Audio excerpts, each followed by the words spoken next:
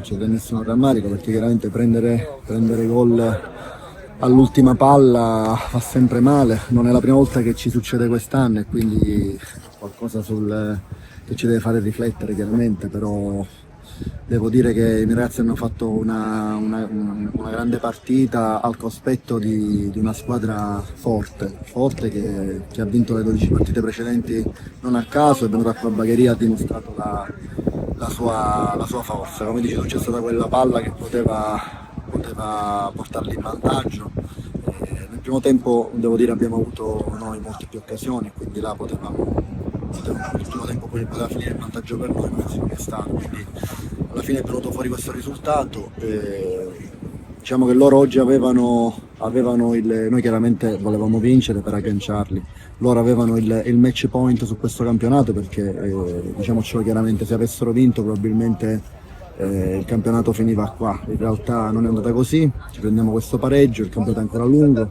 Chiaro che c'è grande rammarico perché prenderlo al 98esimo il gol non è bello, però fa parte del calcio e dobbiamo reagire, perché non è finita, ci sono tantissime sfide ancora molto importanti e dobbiamo ragionare partita dopo partita.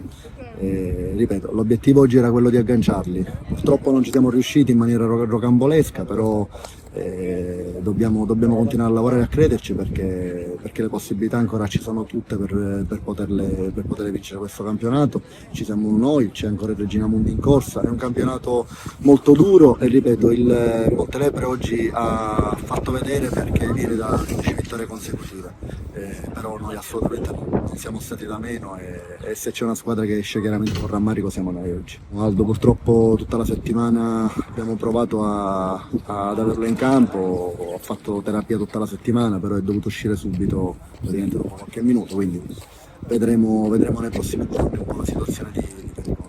Al di là del derby, non derby, ora sono tutte finali e dobbiamo prepararle tutte allo stesso modo, con grande determinazione, perché ho detto ora ai ragazzi che il campionato non è finito e non dobbiamo avere alcun rimpianto. Questo campionato, tutte le partite sono dure, così come sarà dura per noi, sarà dura anche per il Montelepre. Chiaro che era la pressione passa tutto a loro, sono riusciti a portare il risultato positivo da Bagheria, quindi vediamo un pochettino come si metteranno le cose nella prossima settimana.